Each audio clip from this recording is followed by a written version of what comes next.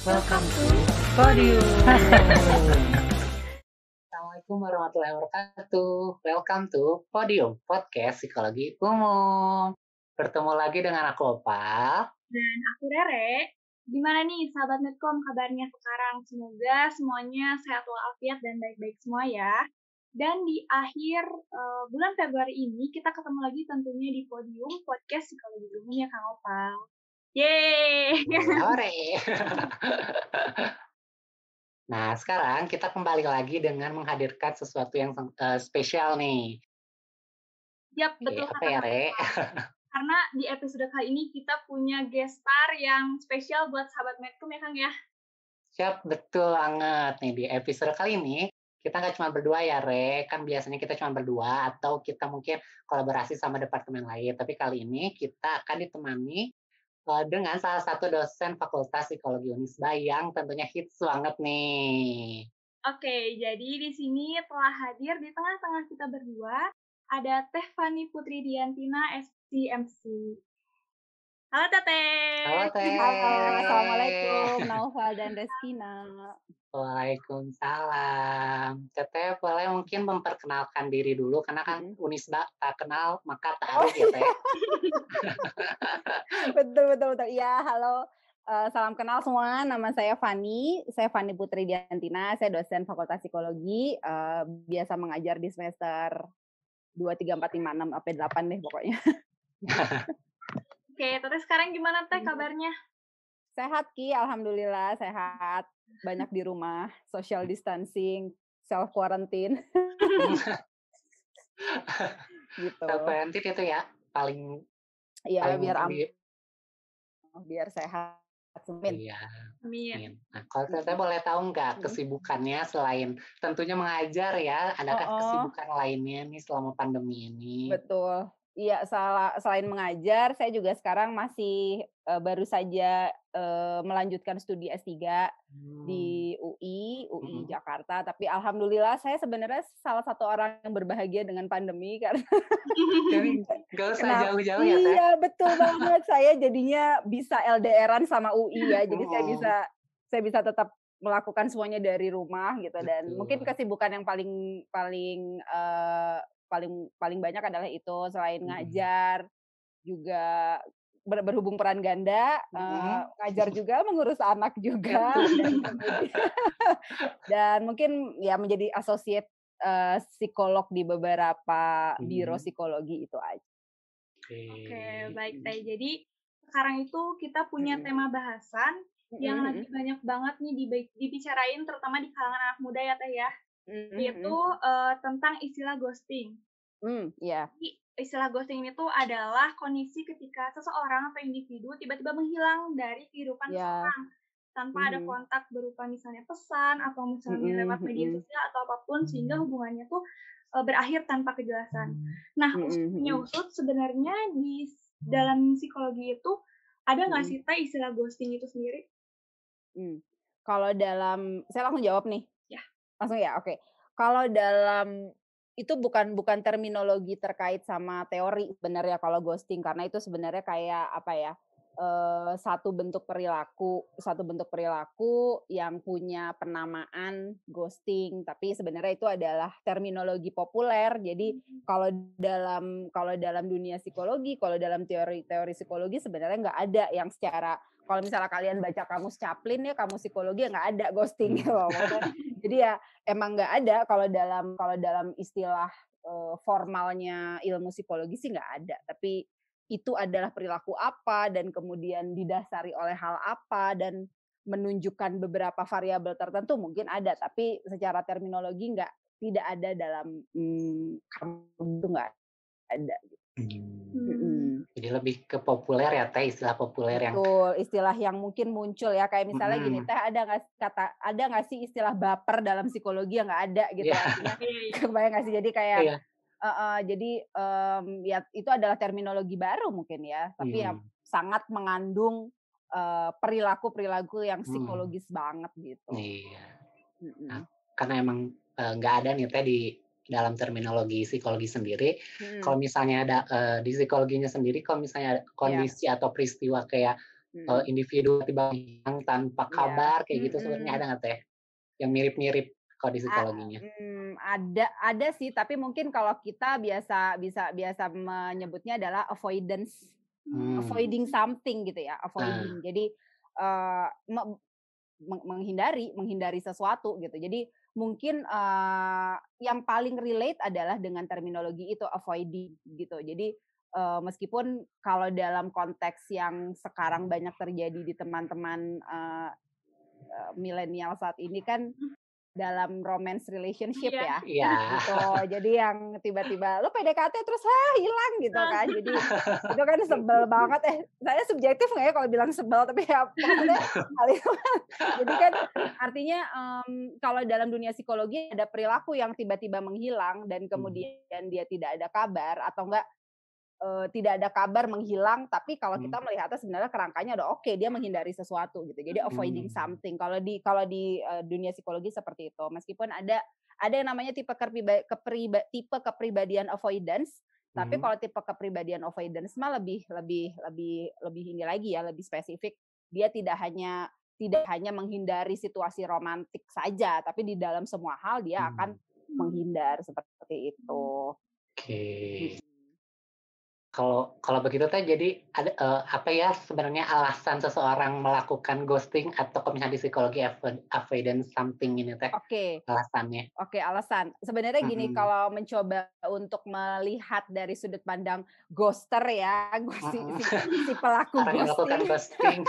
si pelaku ghosting yang sampai di ghostbuster dan atau sampai si korbannya sebenarnya banyak. Jadi gini, Naufal dan Reski, alasannya mungkin kalau saya mencoba mencermati orang-orang yang melakukan ghosting ini sebenarnya beragam gitu alasannya, mau sebenarnya niatnya baik pun ada gitu. Sebenarnya mungkin niatnya baik untuk, daripada misalnya ya, ini kan dalam konteks biasanya romance relationship, katakanlah sudah PDKT,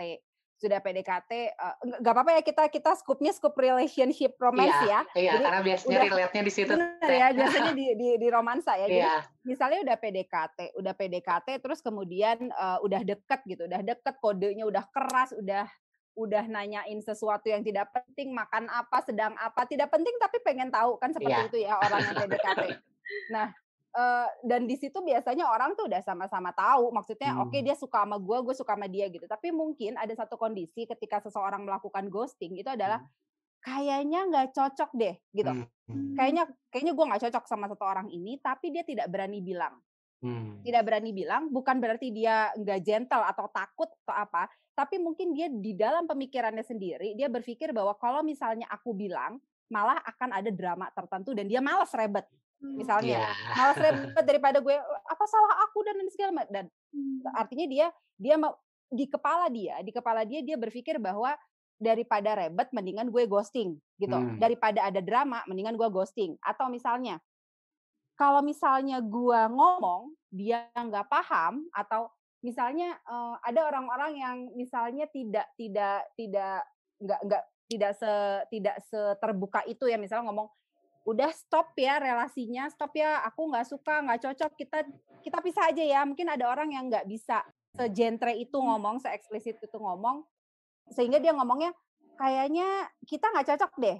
Terus kemudian si pasangannya ini, "Oh, aku akan merubah diri," gitu misalnya. "Oke, kamu maunya gimana?" Jadi dia sangat positif sehingga melakukan perubahan-perubahan biar iya, kita bisa nyambung. Tapi si cewek ini misalnya jangan bilang gender lah ya. iya, iya.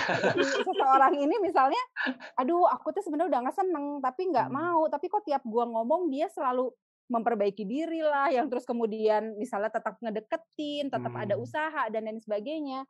Sehingga dia merasa mungkin dia memang menganggap kalau misalnya aku ngomong pun dia nggak paham, mending gua ghosting gitu. Ada yang kayak begitu. Jadi Iya, daripada rebet atau misalnya daripada nanti dia makin nggak ngerti, makin menyakiti hatinya padahal aku nggak mau, sehingga dia memilih ghosting. Ada kan yang seperti itu gitu. Jadi, agar for good sebenarnya sih biar nggak memperpanjang luka gitulah ya, misalnya seperti itu. Meskipun sebenarnya kalau kita lihat dari sisi sebaliknya, orang kalau misalnya dikacangin, ini mah kan beberapa level di atas dikacangin ya gitu. satu level menyebalkan daripada silent treatment ya. Jadi sebenarnya kalau untuk si korban ghosting itu sebenarnya ya malesin banget sih ini orang nggak bisa dikontak dan lain sebagainya. Tapi ketika dia kemudian bertanya-tanya, "Ih, salah gua apa ya? Oh, kayaknya kayak kemarin deh. Ini kayaknya gara-gara gua WhatsApp ini kayaknya dia jadi nggak seneng dan lain sebagainya. Aduh, kayaknya gua salah dan lain sebagainya," gitu. Nah, itu kan juga sebenarnya kita merugikan pihak lain gitu loh. Iya, Meskipun jadinya iya, meskipun overthinking ya. betul. Jadi meskipun for good, gue for good kok ghosting. For good buat siapa ya? Buat lu apa buat gue gitu kan? Artinya sebenarnya kalau misalnya kita berpikir perilaku ghosting itu meskipun dia menganggapnya adalah ini untuk alasan yang baik gitu ya, untuk for good lah gitu, Mhm. tetap aja berdampaknya lebih banyak negatifnya gitu untuk orang yang menjadi korban ghosting gitu. Tapi sisi lain ada juga yang memang ya udah malas aja. Ya bener-bener the real nggak tanggung jawab gitu loh, Naufal dan Reski. Jadi Iya. bener-bener, "Hah? Udahlah," udah gitu. Atau misalnya dia males, malas aja udah gitu. Yang emang nggak pengen ya nggak pengen lagi aja dan nggak mau Mhm. ada urusan, nggak mau menyelesaikan dengan gentle, ya udah gue ghosting aja gitu. Nah, tapi kalau saya mencoba mencermati, kalau saya tarik, artinya mereka tidak mau menyatakan itu secara terbuka gitu kan. Mereka lebih ke arah menghindari sesuatu yang sifatnya mungkin tidak menyenangkan gitu. Artinya ya kalau misalnya saya pikir di sini pasti ada juga nih kaitan atau nuansa avoiding something tuh ada pada orang-orang yang ghosting gitu. Seperti itu. Kalau kalau saya sih melihatnya kayak gitu, Ki. Naufal tentang orang-orang Jadi yang berarti kalau ghoster. seperti yang udah Teteh bilang tadi tuh, ghosting itu secara sadar ya Teh dilakuin? Sadar deh, sepenuhnya itu sih. Jadi kalau misalnya, emang gue ghosting masa sih itu nggak mungkin gitu loh. Jadi itu mah secara sadar, tapi terkait misalnya, emang itu yang namanya ghosting ya gitu. Misalnya kalau misalnya dia bisa jadi dia nggak nggak ngeh kalau yang dia lakukan itu adalah ghosting, gue nggak ghosting kok gitu. Tapi ada yang memang nggak karena terkait dengan pemahaman dia tentang perilaku ghosting ya. Jadi dia menganggap dia itu bukan ghosting, tapi ada juga yang mungkin pura-pura enggak gue nggak maksud ghosting kok. Sebenarnya gue udah segala macam ada juga tapi Nah. harusnya sih sadar ya orang yang ngelakuin kayak gitu gitu loh. Oke, jadi aku nih pernah baca ya, Teh juga pernah Iya. nonton beberapa video tentang istilah ghosting ini tuh, Iya. katanya ghosting ini tuh bisa menimbulkan trauma atau bahkan hal-hal yang negatif gitu untuk korbannya gitu. Nah, kira-kira itu benar gak, Teh? Bener banget, Ki, bener banget seperti yang saya udah tadi coba ilustrasikan ya. Jadi bagaimanapun gini aja lah gitu. Misalnya aja kalian ketika lagi kuliah mau nanya ke dosen, terus kemudian sebenarnya maksudnya apa? Terus ya pikirinnya sendiri, misalnya dosennya ngomong gitu kan sebel juga ya, "Loh, saya tuh nggak ngerti kok mau nanya kok disebutnya begitu," gitu kan. Atau enggak ada misalnya mau nanya sesuatu tapi tidak dijawab, itu kan juga nyebelin. Kalau kita manggil orang yang nggak jawab juga nyebelin, apalagi ini gitu loh.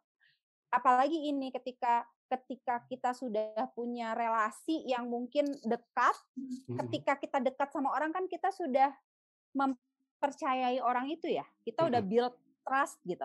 Dan build trust itu adalah sesuatu yang sebenarnya sulit untuk dilakukan. Tidak semua orang bisa trust dengan mudah loh. Gitu. Maksudnya kalau untuk orang-orang yang memang secure, dia mungkin building trust itu sesuatu yang mudah.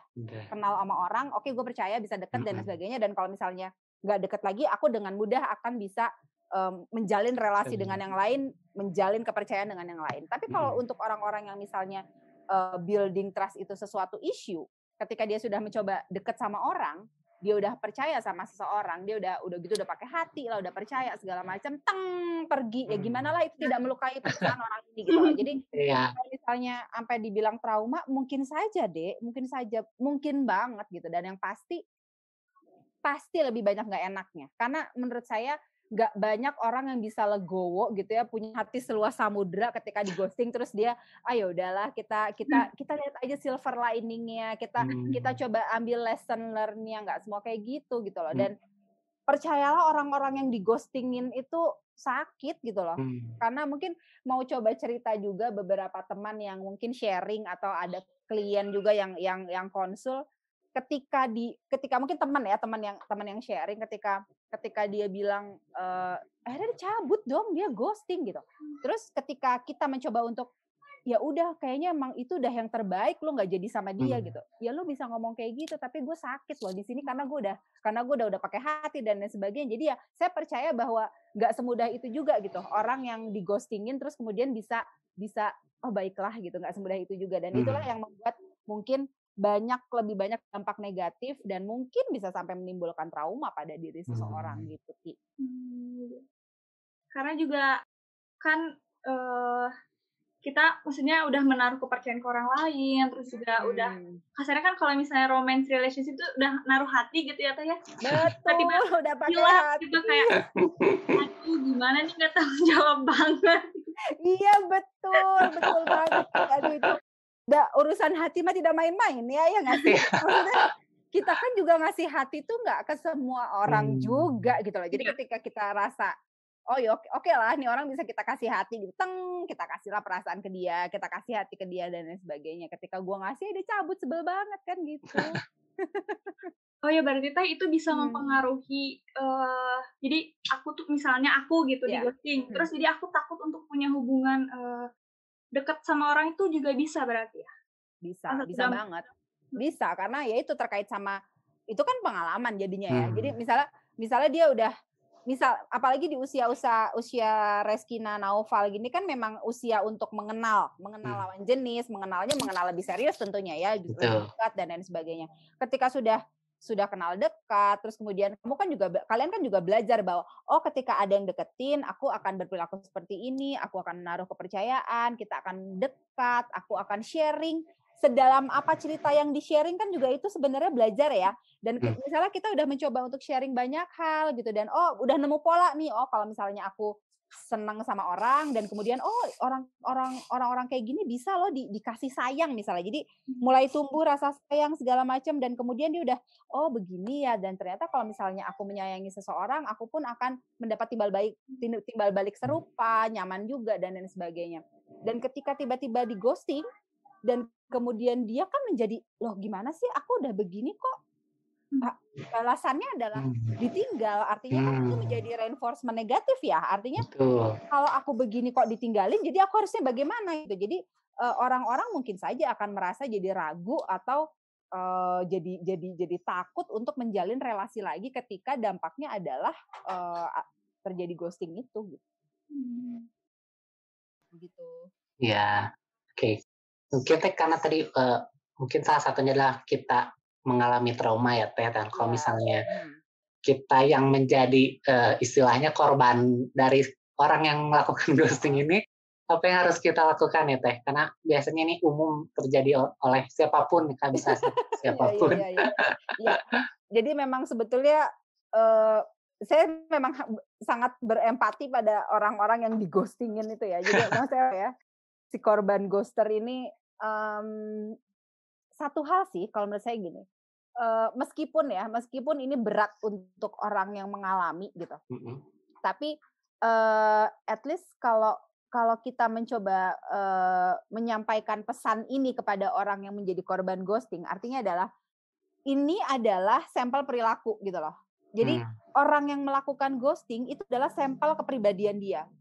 Ini adalah sampel dari bentuk perilaku dia secara umum.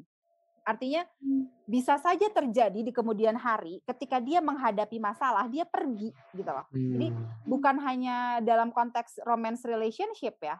Siapa tahu memang kalau misalnya dia di kemudian hari dia mengalami situasi yang tidak menyenangkan, dia memilih pergi tanpa memberi kabar. Itu kan bentuk immature, kalau menurut saya sih bentuk dari satu ketidakdewasaan seseorang ketika menghadapi kehidupan. Karena gini, nanti ketika ketika teman-teman di sini semua sudah selesai kuliah, sudah masuk ke dunia yang sebenarnya ya, kalau menurut saya itu dunia sebelumnya kan dunia dewasa sebenarnya adalah ketika kalian sudah selesai kuliah kalau menurut saya. Di situ muncul orang-orang dengan kepribadian yang kalian tidak akan pernah temui sebelumnya, akan muncul masalah-masalah atau fenomena-fenomena yang tidak pernah terbayangkan sebelumnya. Ya bayangin aja gitu, kalau orang punya contoh perilaku menghadapi satu permasalahan dia pergi, gimana dia mau menghadapi permasalahan lain gitu loh.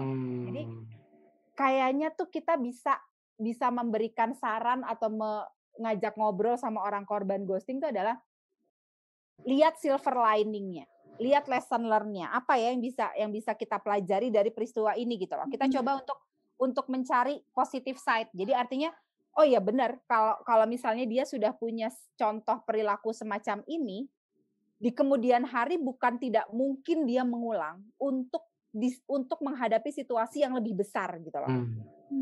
Let's say gini, untung kagak jadi. Gimana kalau misalnya udah niat mau nikah, Udah serius.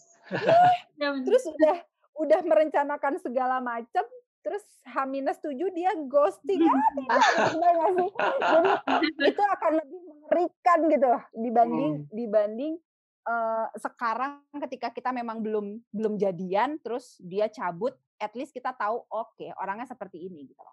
Kalaupun misalnya dia nanti tapi jarang sih ya ghosting, biasanya kan hilang plek gitu ya. Tapi misalnya someday kita tahu dia gila dia pacaran sama yang lain gitu misalnya. Terus kemudian dia datang untuk gue mau jelasin sesuatu dong misalnya. Itu udah, kalau menurut saya sih udah tetap aja itu tuh itu adalah satu gambaran perilaku, dan kita bisa bilang ke ya udah untung lu kagak jadi sama dia gitu. Untung silver lining-nya adalah hal positifnya adalah kita dikasih tahu dulu gitu loh, kita diingetin gitu loh dengan cara seperti ini, dengan cara dia pergi, artinya ya berarti emang dia nggak baik gitu loh. Karena meskipun ya Reskina dan Naufal, kebayanglah orang udah pakai perasaan, orang udah pakai hati, itu biasanya logika kalah semuanya udah deh. Iya benar.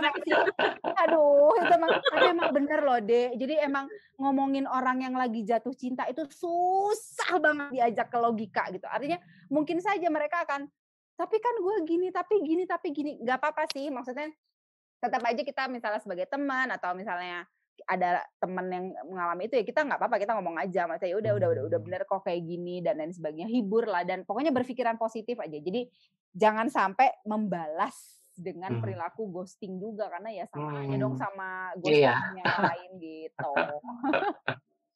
Jadi mungkin respon yang bisa kita kasih kalau temen curhat tuh kayak ngasih positif side sih gitu ya, teh hikmahnya nih untung aja tinggalinnya sekarang gitu ya. Iya benar. Untung ketahuannya sekarang gitu loh, sebelum misalnya tambah bogoh gitu ya misalnya, atau keburu niat apa, terus kemudian ya keburu punya niatan serius segala macam, mendingan sekarang kayak gitu. Cuman kan teh suka ada orang yang udah dighostingin, terus misalnya orangnya datang lagi, terus mau lagi dighostingin terus aja ngeluh. Kita responnya gimana tuh kalau sama orang yang kayak gitu? Kalau kata saya ya, kalau udah sekali ghosting jangan ditanggepin lagi.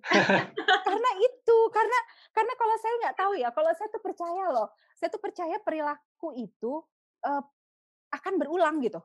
Jadi apapun yang kita lakukan itu adalah sampel kepribadian. Jadi kalaupun tidak dilakukan sekarang, tapi next time nggak tahu kapan, bisa kapan itu akan muncul gitu loh. Jadi kalau misalnya dia ghosting terus kemudian datang minta maaf, menjalin relasi lagi, ghosting laginya tuh menurut saya mungkin tidak sekarang tapi nanti gitu loh. Karena kalau kecuali misalnya ya Ki, misalnya ketika dia datang lagi dengan kamu bisa menjamin bahwa emang dia mau melakukan satu perubahan gitu ya. Ya itu sih bisa sih, tapi kan kalau misalnya kita mau bilang bahwa orang ini mungkin bisa berubah kok, kita butuh keyakinan dalam waktu lama, terus kemudian emang bener banyak banget checklist yang harus kita pastikan bahwa dia memang benar-benar mau berubah misalnya kayak gitu. Tapi kalau saya pribadi sih ini ya, kalau orang udah sekali ghosting itu peluang terjadi laginya tuh banyak. Jadi mendingan kalau misalnya udah kayak gitu, udahlah mending kamu cari yang lain aja, karena pasangan kita itu masih mungkin saja dapatnya nanti, atau kita ketemu banyak orang untuk ketemu orang yang terbaik gitu.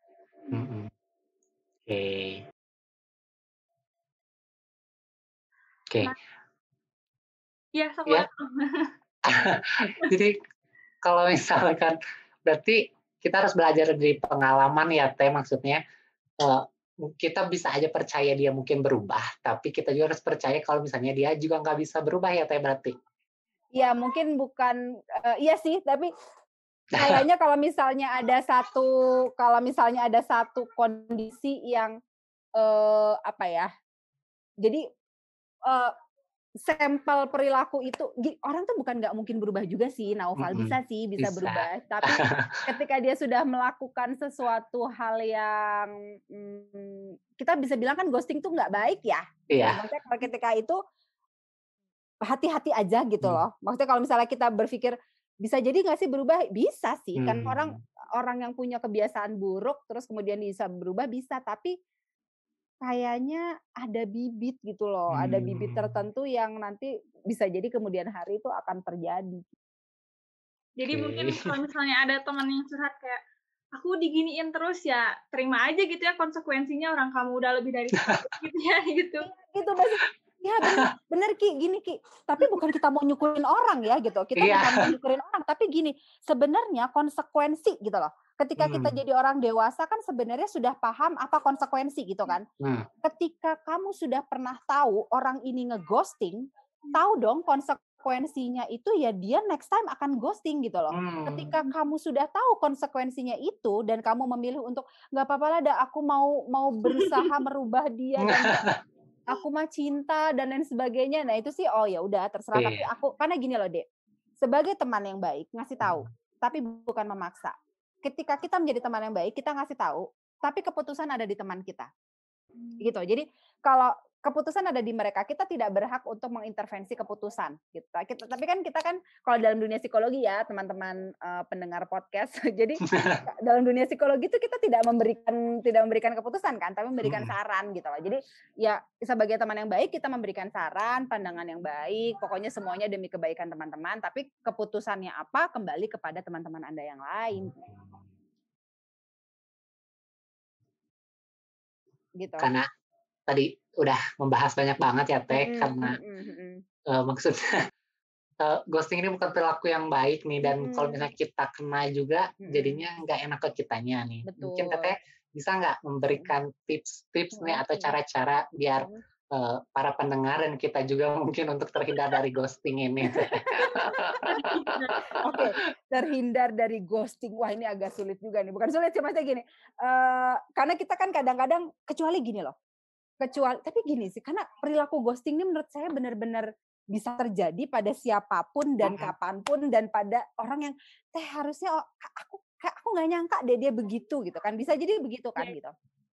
Tapi yang pasti gini sih, artinya mungkin ini adalah saran-saran yang bisa dilakukan, yang mungkin bisa dilakukan gitu untuk oleh teman-teman agar terhindar dari para ghoster ini adalah artinya jadi gini, apalagi tapi ini di luar online dating ya, Dek. Kalau online dating mah itu benar-benar susah.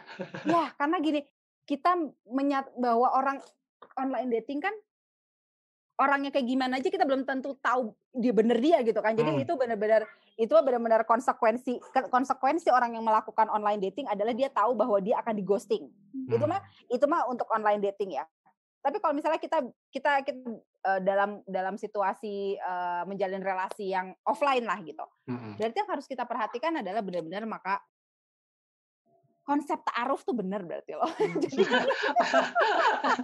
benar berarti ya Teh. Benar itu ta'aruf. Dalam artian gini sih, sebenarnya ta'aruf dalam artian kita kenal. Kenal tuh artinya kita jangan keburu. Jadi gini, kalau saya sih percaya bahwa kita kenal seseorang itu perlu proses gitu. Kita perlu proses artinya mungkin tidak dalam waktu yang singkat juga. Jadi mengenal seseorang tuh belum tentu pacaran ya. Artinya kita mengenal pribadi kan. Artinya kita mengenal seseorang dan kalau misalnya ada yang PDKT, misalnya dalam konteks tahu nih ini lagi mau PDKT nih orang. Artinya kita benar-benar memang harus cermati gitu loh. Artinya apakah perilaku ini misalnya gitu. Apa sih namanya? Konsistensi misalnya. Konsistensi dia melakukan ini seperti apa ya gitu. Kalau misalnya aku sedih, misalnya nih aku sekarang lagi senang dia baik, tapi ketika aku sedih dia baik juga nggak ya? Ketika situasi ini dia baik juga nggak ya? Maksudnya konsistensi dia melakukan suatu kebaikan itu muncul di semua peristiwa nggak sih misalnya gitu. Karena kadang-kadang si para ghoster ini kan dia menebar umpan ya, artinya dia mencoba untuk membuat kesan baik, tapi ternyata tidak semanis itu juga. Artinya kita perlu melakukan, mungkin bahasa anak sekarang, memvalidasi itu ya, memvalidasi apakah si kebaikan ini muncul di semua peristiwa gitu. Kalau misalnya konsisten muncul di semua peristiwa, itu kita bisa bilang oke lah, kayaknya dia baik gitu loh. Jadi artinya kita check and recheck di segala situasi gitu. Itu yang pertama. Terus kemudian mungkin juga jangan, saya tuh kok kenapa ya percaya sama istilah jangan kasih hati kamu 100% ke orang lain. Gitu lah. Karena apa? Kita butuh space untuk sakit hati, kebayang nggak sih? Jadi gitu loh. Jadi artinya gini, mungkin ini yang namanya, mungkin konsepnya abstrak ya, tapi kayak kalau misalnya bukan artinya jadi aku nggak boleh dong teh sayang sama orang, boleh, tapi nggak sepenuh jiwa gitu loh, kebayang nggak? Jadi artinya oke, perhatian, levelnya adalah di perhatian, levelnya juga di membalas kebaikannya, levelnya adalah di juga memberikan respon positif juga, tapi nggak, kebayang nggak sih, jadi yang jangan terlalu bisa gitu tuh jangan juga gitu loh, karena kita belum tahu sampai sejauh apa dia akan memperlakukan kita. Tapi teman-teman, kalau yang adik-adik, kalau misalnya yang saya perhatikan, tapi nggak tahu ya, karena ini banyak juga terjadi pada kadang-kadang itu pada orang yang baru kenal. Maksudnya kalau misalnya kan ada tuh misalnya, atau kalau teman SMP kok, tapi waktu SMP nggak kenal banget gitu. Itu tiba-tiba bisa karena kita sebenarnya tidak tahu juga kepribadiannya seperti apa, dia ghosting. Jadi peluangnya itu akan terjadi pada orang-orang yang kita sebenarnya masih nggak terlalu kenal banget gitu loh. Kecuali kalau yang misalnya emang udah kenal dari dulu, sering berinteraksi, itu jarang sih melakukan ghosting. Jadi artinya memang kuncinya adalah kita benar-benar check and recheck karakternya seperti apa, itu dari lamanya berkomunikasi, frekuensi komunikasi, durasi berkomunikasi, serta ngecek apakah si perilaku dia yang baik, yang manis, ini konsisten dilakukan di banyak hal gitu. Jadi ya, kalau mungkin untuk teman-teman psikologi ada baiknya juga berrole playing. Jadi artinya ya, maksudnya kita coba lakukan satu situasi, maksudnya gini, misalnya kita lagi melakukan lagi berinteraksi dan lain sebagainya, coba dilihat gitu. Dilihat reaksinya gimana sih misalnya. Terus kemudian bagaimana reaksi dia terhadap situasi ini, reaksi dia terhadap situasi apa, terus kemudian mencoba melibatkan dia dalam pembicaraan yang lebih serius segala macam gitu, dan kita lihat aja di situ dia masih konsisten perhatian nggak, konsisten baik nggak, misalnya seperti itu. Itu sih kalau menurut saya. Jadi berhati-hati dan cerdas, be smart gitu. Jadi kalau misalnya, jadi jangan terlalu maksudnya gini, kita juga ini kenapa ya, ini apa ya, maksudnya coba lebih banyak dipikirkan dan jangan terlalu baper gitu. Karena kan kita tahu ya, kalau misalnya lagi baper itu ketika emosi mendominasi, fungsi kognisi itu terganggu. Jadi artinya kognisi dalam artian kita jadinya tidak bisa rasional, kita tidak bisa berpikir yang masuk akal gitu. Jadi ya tetap di track untuk bisa melihat situasi itu objektif lah begitu. Jadi ngasih respon yang setimpal aja, Teh, jangan terlalu betul Reskina, itu bahasanya lebih oke tuh. Setimpal, benar-benar. Ya betul, respon yang setimpal aja gitu. Oke, jadi gimana sahabat Medcom, didengerin ya apa aja yang udah tadi disampaikan sama Tiffany, yang udah kita obrolin tadi, karena kan pasti bermanfaat banget nih, terutama untuk para korban ghosters gitu ya. Oke, jadi untuk penutup mungkin ada saran dari Teteh bagaimana cara kita sebagai mahasiswa psikologi ini khususnya, atau mungkin secara luas menghadapi fenomena ini, karena kan Teh, kalau misalnya kita menghadapi suatu fenomena yang lagi hits banget tuh juga jadi kayak kayaknya aku di ghosting deh, kayaknya aku jadi ke bawah-bawah yang padahal enggak gitu. Itu gimana sih cara menghadapi? Oke. Kayaknya kalau misalnya untuk teman-teman, jadi meskipun ini banyak terjadi, tapi kita juga nggak bisa pukul rata gitu, bahwa semua orang yang ngedeketin kita itu akan melakukan ghosting, terus malah kita menjadi curiga berlebihan sama orang lain. Enggak juga. Artinya kita tetap percaya aja gitu. Kita tetap percaya bahwa kita juga melakukan sesuatu yang baik, kita berupaya baik misalnya untuk menjalin relasi dengan orang lain, dan jangan terlalu jangan terlalu, kita harus pintar-pintar milih sih, pintar-pintar milih mana informasi yang perlu kita ikutin, mana yang perlu kita dengerin misalnya. Kalau misalnya memang ternyata pasangan kita tidak menunjukkan perilaku ghosting, jangan diada-adain, artinya jangan dicocokologi juga gitu ya. Jadi kalau misalnya mereka sudah baik-baik aja, ya udah percayalah dengan itu gitu. Ketika rasa percaya sudah terbentuk kan sebetulnya itu menjadi modal untuk kita percaya di kemudian hari gitu. Dan kemudian kalau yang sudah menjadi korban ghosting juga jangan putus asa, karena bukan cuman dia lah gitu loh, bukan cuman dia. Kadang kita suka ngerasa ketika kita lagi di situasi di PDKT-in sama orang, kita tuh suka ngerasa bahwa he is the best, she is the best gitu ya. Padahal mungkin di luar sana masih banyak yang sebetulnya yang terbaik buat kalian semua gitu. Jadi ya di usia sekarang ini memang lagi usia assessment, usia usia untuk mengakses orang lain, usia untuk mencoba memilih, menseleksi. Artinya memang mungkin banyak pertimbangan tertentu, tapi bukan berarti kita menjadi menutup diri untuk tidak misalnya mengenal orang karena banyak kondisi atau fenomena ghosting ini gitu. Jadi ya pokoknya tetap positif sih, tetap berpikir positif dan tetap mau berupaya untuk misalnya pun terjadi, kita melihat silver line dan kemudian lihat lesson learn-nya apa. Oke, baik. Itu ya tadi sahabat Medcom, kita udah berbincang-bincang dengan Tiffany berkaitan dengan ghosting ini sendiri. Aku mau sedikit menyimpulkan aja nih apa yang kita dapat dari pembahasan kita bersama dengan Tiffany ini. Jadi istilah ghosting ini sebenarnya kok di psikologi sendiri nggak ada ya, cuman lebih ke terminologi populer yang baru-baru muncul sekarang karena suatu perilaku seseorang kayak gitu ya. Tapi kalau misalnya di psikologi sendiri ada istilah yang mendekatinya mungkin yang mirip adalah avoidance something, jadi menghindari sesuatu kayak gitu. Nah, untuk orang yang ghosting ini atau seorang ghoster ini sendiri melakukannya ada beberapa alasan nih. Salah satunya adalah dia ingin berniatnya baik karena kayak misalnya mengakhiri tapi takutnya ada yang tersakiti gitu ya.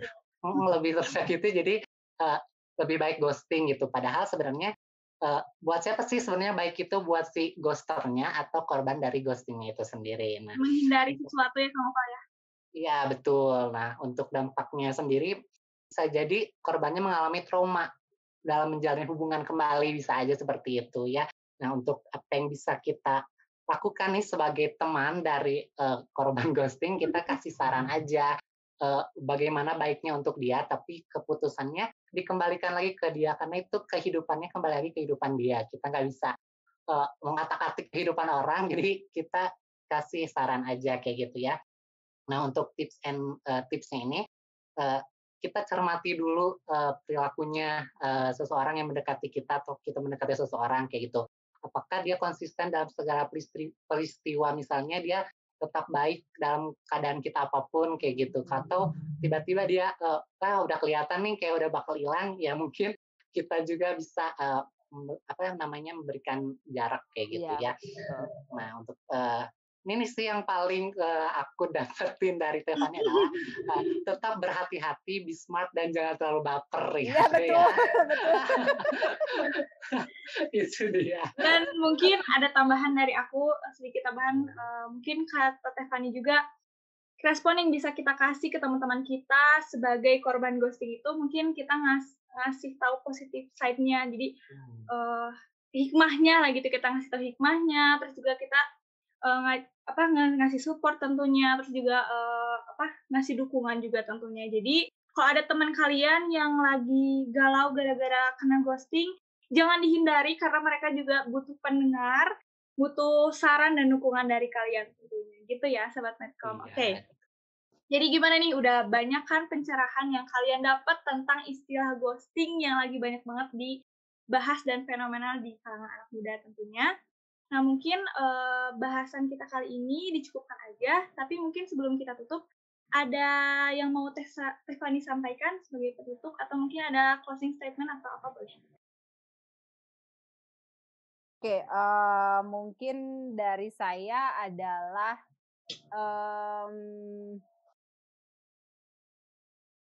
tetap apapun peristiwa yang terjadi, yang penting adalah melihat silver lining dan lesson learn dari apa yang terjadi. Itu sih kalau menurut saya. Oke. Baik, kalau begitu kami ucapkan terima kasih banyak nih kepada Stephanie yang udah bersedia meluangkan waktunya di kala kesibukannya yang padat ya untuk hadir di podium ini. Oke, sama-sama. Iya. Senang sekali bertemu teman-teman sekalian. Iya.